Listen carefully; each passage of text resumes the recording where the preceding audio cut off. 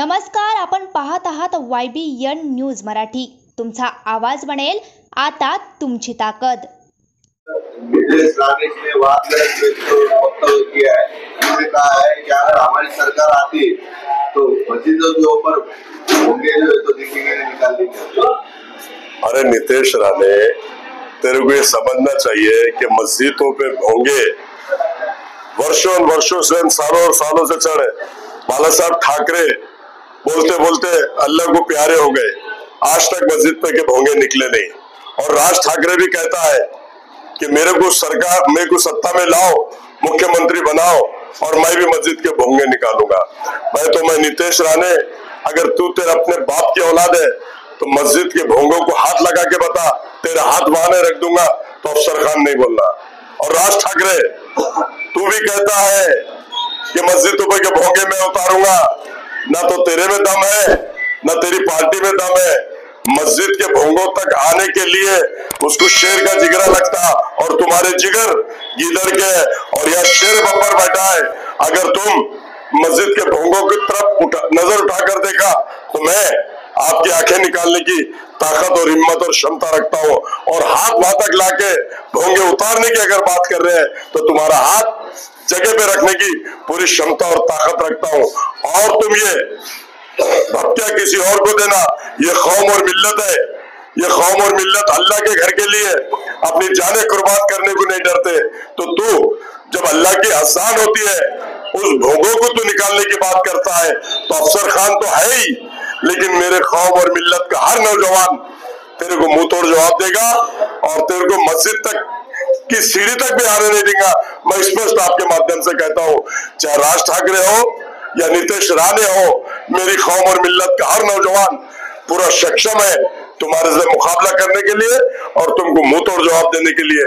कभी भी any time तुम आवाज दो, कौन सी मस्जिद पे आ रहे हैं, कौन सी मस्जिद का भोंगा तुम निकाल रहे हैं। अफसर खान पूरी शिद्दत और ताकत के साथ उस मस्जिद पे खड़ा रहेगा, और तुम में दम है तो तुम भोंगे को हाथ लगा के बताओ, और अफसर खान में दम है तो तुम्हारे हाथ को वहीं रखने की ताकत और क्षमता पूरी रखता है। ऐसा मैं आपके माध्यम से कहता हूँ। पहले भी नितेश राणे ने कहा था मस्जिद में घुस के मारेंगे, अभी ये बयान को जोड़कर उन्होंने नया बयान दिया है जिसके अंदर मुस्लिम समाज के अंदर जो है तो दुख का माहौल है और रोज ज्यादा है। मुसलमान क्या मेरे मुस्लिम समाज को, मेरी कौम और मिल्लत को डरने और घबराने की बात नहीं है। ये अगर बोलता है कि मस्जिद में घुस के मारूंगा तो मैंने उसको पहले भी चैलेंज किया था और आज भी चैलेंज करता हूँ कि तू अपने बाप की औलाद है तो मस्जिद में घुसने तो बहुत दूर की बात है, तू मस्जिद की सीढ़ी पर आकर बता, हम तेरे को वहां से वापस भी नहीं जाने देंगे। मेरी कौम और मिल्लत का हर नौजवान साथी मस्जिद में अल्लाह के घर को अगर कोई घुसने की बात कर रहा है तो उसको मुंह तोड़ जवाब देंगे। ऐसा मैं आपके माध्यम से कहता हूँ। पूरे समीकरण के अंदर रामायण कहीं न कहीं कमजोर नजर आ रही है। गंगापुर, वाइजापुर और इतर मतदार संघ में उन्होंने जो तो सीटा उतारी नहीं, अब्दुल सत्तार के सामने भी सीटें उतारी, क्या लगता है? देखिए, सबसे पहले तो उनके सिर्फ पूरे महाराष्ट्र में उन्होंने फॉर्म लेने के लिए रखा था, उनके दारुसलाम से सिर्फ 20 फॉर्म पूरे महाराष्ट्र में गए। इससे पहले 44 सीट उन्होंने लड़ाई थी और अब वो बोल रहे हैं कि हमने सिर्फ 16 सीट लड़ाई। तो मैं बताता हूँ आपको, 16 सीट इसलिए लड़ाई उन्होंने कि फॉर्म ही गए नहीं पूरे महाराष्ट्र में। अब इनका ग्राफ पूरा गिर चुका। लोकसभा में देख लिया आपने इनके हाल क्या हुए।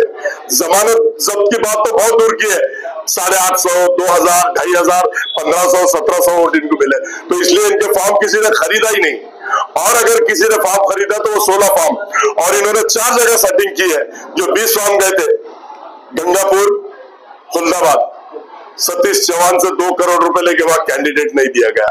पश्चिम मतदार संघ, अरुण बोर्डे जो 12 साल से मेहनत कर रहा था और उसका हक बनता था कि वहां से आमदार की लड़ना, लेकिन वहां से भी संजय सिंह साहब से 2 करोड़ रुपए लेके वहां से अरुण बोर्डे का टिकट काटा। 70 साहब का जो आप बोल रहे हैं तो वहां से भी उन्हें सेटिंग करके, वहां से भी मांडोली करके वहां भी उम्मीदवार नहीं दिया। दूसरी बात मैं आपको बता दूं कि वैजापुर, वहां भी उन्होंने मांडोली किया। ये तो कॉल रिकॉर्डिंग भी हो रही कि 5 कोटी की मांडोली उसने वहां किया और वहां भी उम्मीदवार नहीं दिया। तो ये 4 मतदार संघ में उसने उम्मीदवार नहीं दिया, 16 उनके उम्मीदवार लड़ रहे, फॉर्म ही नहीं गए तो लड़ेंगे कहां से। इनका ग्राफ पूरा गिर चुका।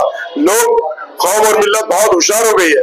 अब समझ गए कौम और मिल्लत, इनको बैक टू पवेलियन जाने का वक्त और समय आ गया। और यहाँ की जो तुम बात कर रहे हैं, पिछले 10 साल में हिमायत की सीट यहाँ पर दूसरे नंबर पर रही, एक बार 4,500 से हारी और एक बार 11,000 से हारी। तो अब अतुल सावे को हराने का टाइम, वक्त और समय पूरी तरह आ गया है कि वंचित बहुजन आघाड़ी आदरणीय हमारे नेता बाला साहब अम्बेडकर, सुजात दादा अम्बेडकर, अंजलि ताई, रेखा ताई ठाकुर और हमारे तमाम पदाधिकारी वंचित बहुजन आघाड़ी के सारे मेंबरान अफसर खान के पीछे पूरी ताकत के साथ खड़े हैं। दलित समाज के वोट पूरे 30 से 35 हजार हमारे पास है। और मुस्लिम समाज, मैं अदबन गुजारिश करता हूं मेरे नौजवान साथी, बुजुर्गों, दोस्तों और जो घर में सुन रही है मेरी पर्दानशीन माँ बहनें, अब वक्त आ गया है कि अतुल साहब को हराने का और अतुल साहब को दफन करने का। और अल्लाह के फजल करम से आपके माध्यम से बताता हूं कि पिछले 10 साल से बीजेपी चुन के आ रही और इस बार वंचित बहुजन आघाड़ी का उम्मीदवार अफसर खान उसको हराएगा और उसको दफन करेगा, ऐसा मैं कहता हूँ। आकाश मैदान से कह रहे हैं डायलॉग शाहरुख खान के मारे, ये मौसम बिगड़ने वाला है, आपकी कुर्सी की पेटी बांध दो, इस बयान को, इस डायलॉग को क्या कहते हैं? वो शक्ति कपूर है, वो शक्ति कपूर है, वो आओ ललिता, मैं गया मैं आया, वो ये है। शाहरुख खान किंग खान है और शाहरुख खान के डायलॉग मारने से कोई शाहरुख खान नहीं बन जाता। अब कुर्सी की पेटी उसको बांध के वापस उसको बोलना है मैं कैमरामैन बिलाल जलील के साथ इम्तियाज जलील। अब उसका मौसम बदलने वाला है, हमारा नहीं। हम तो 95 में भी हमारा मौसम वही था और अल्लाह के फजल करम से आज भी मौसम हमारा वही है। अब उसको वही करना पड़ेगा जो पहले करता था, 6,000 की नौकरी करता था, और वो इसको वापस करना पड़ेगा। मौसम उसका बदलने वाला है, मौसम उसके बिगड़ने वाला है। हम तो डंके की चोट पे लड़ रहे हैं और पूरी शिद्दत और ताकत के साथ लड़ रहे हैं। और अतुल सावे को कोई हराएगा तो अफसर खान हराएगा, आपके माध्यम से स्पष्ट मैं बोल रहा हूँ। आवाम को ये अपील कर रहा हूँ कि बीजेपी को 10 साल से यह चुनकर आ रही है पूर्व मतदार संघ में, तो मेरी तमाम दलित, वंचित, ओबीसी समाज से और कौम और मिल्लत से बोलना है, मैं भी कौम और मिल्लत का आदमी हूँ। ये जैसा बोलते हैं ना कि कौम और मिल्लत के मैं काम कर रहा हूँ, ये बटन प्लेयर बोल के 100 मुसलमान नौजवान साथियों को रमजान के महीने में अंदर करा दिया। और अफसर खान ने डंके की चोट पे 1 महीना पूरा कोर्ट में रह के पूरे नौजवान बच्चों को छुड़ाने का काम किया। अब अंदर डालने वाले को थोड़े लोग वोट देंगे, बाहर लाने वाले को वोट देंगे। और इसको वो वोट मारेगा मुसलमान जिसका जमीर मर चुका है, वो मुसलमान इसको वोट नहीं मारेगा जिसका जमीर आज भी जिंदा है। क्या औरंगाबाद में आप एमआईएम की घर वापसी होने वाली है? 101% घर वापसी होने वाली है, जो हाल नांदेड़ में हुआ था। आपने देखा होगा नांदेड़ में 11 कारपोरेटर चुन के आए थे और 2 बार इन्होंने 3 बार खास आमदार को खड़ा किया, एक भी चुन के नहीं आया, जमानत जब्त हो गई। और सेकंड टाइम इनका हर बार ले लो आप, एक बार चुन के आ जाते, सेकंड टाइम कहीं दिखते नहीं, क्योंकि ये जब स्पीच करते हैं, बयान करते हैं तो बोलते हैं अभी मालेगांव का आपने हाल देखा होगा, मैं हर 1 महीने में वहां आऊंगा तो वहां के लोग चिल्ला चिल्ला के बोल रहे असद साहब कहाँ है आप, एक हर महीने को आएंगे बोले थे, यहाँ की जनता तुमको ढूंढ रही है।